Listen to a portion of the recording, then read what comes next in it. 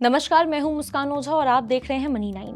तुर्की की ये जो कहानी आज हम आपको सुनाने जा रहे हैं, आपके सामने रखने जा रहे हैं, वो आज के समय में पूरी दुनिया के गोल्ड मार्केट में सबसे बड़ी चर्चा बन गई है। ये एक ऐसे देश की दास्तां है जिसके पास कभी सोने का अपार भंडार हुआ करता था, लेकिन हालात जो हैं उन्होंने ऐसी करवट बदली कि उसे महज 30 दिनों के अंदर 27 फरवरी से 27 मार्च के अंदर अंदर अपना यहाँ पे 52 टन सोना जो है बेचना पड़ा। इसे आप ऐसे समझ सकते हैं कि जैसे किसी रईस खानदान जो है वो अपनी इज्जत और घर चलाने के लिए अपनी तिजोरी में रखे जो पुश्तैनी गहने हैं वो बाजार में उसे निकालने पड़े। अब ये ना कोई मुनाफे का सौदा नहीं था, बल्कि गिरती करेंसी, 31% जैसी भयानक महंगाई और खाली होते विदेशी भंडार की वजह से ली गई एक बहुत बड़ी मजबूरी में लिया हुआ एक फैसला था। अब ये जो पूरा संकट है इसकी शुरुआत तब हुई जब तुर्की की करेंसी, लीरा है तुर्की की करेंसी, और इसकी जो कीमत है वो कौड़ियों के दाम होने लग गई। इंटरनेशनल मार्केट में व्यापार करने और अपना कर्ज चुकाने के लिए डॉलर की जरूरत होती है, लेकिन तुर्की के पास डॉलर खत्म हो रहे थे और सोना भरा पड़ा था। उसके सेंट्रल बैंक के कुल रिजर्व का करीब 60 to 70% हिस्सा सिर्फ सोना में ही था।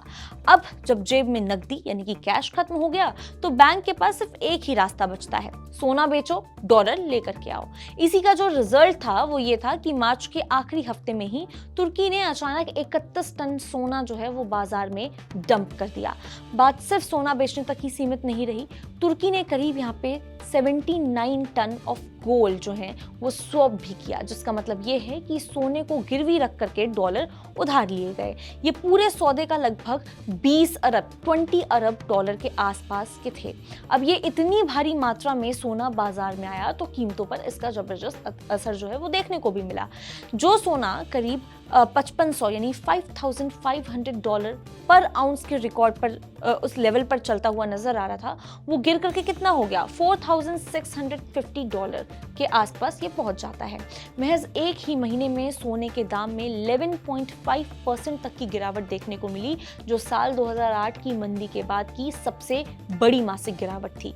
तुर्की की ये जो हालत है ना, अभी पिछले ईरान युद्ध का भी इस पे जो असर है वो अच्छा खासा देखने को मिला है, बहुत बड़ा हाथ रहा है, जिसने मिडिल ईस्ट का जो माहौल है वो खराब कर दिया और तुर्की के नेट इंटरनेशनल रिजर्व को घटा करके 46 अरब डॉलर पर लाके खड़ा कर दिया, जो पहले के कंपैरेटिवली अगर देखें तो लगभग आधे पर ये फिलहाल स्टैंड करता है।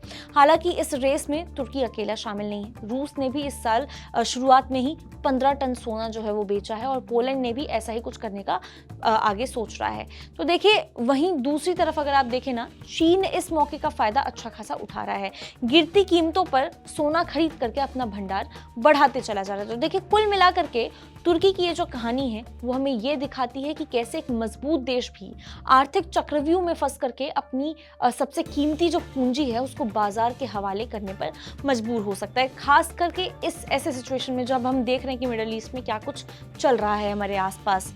बाकी आप इस बारे में क्या सोचते हैं, क्या कुछ है आपके थॉट्स, आप हमें कमेंट करके जरूर बता सकते हैं। तब तक के लिए देखते रहिए मनी 9।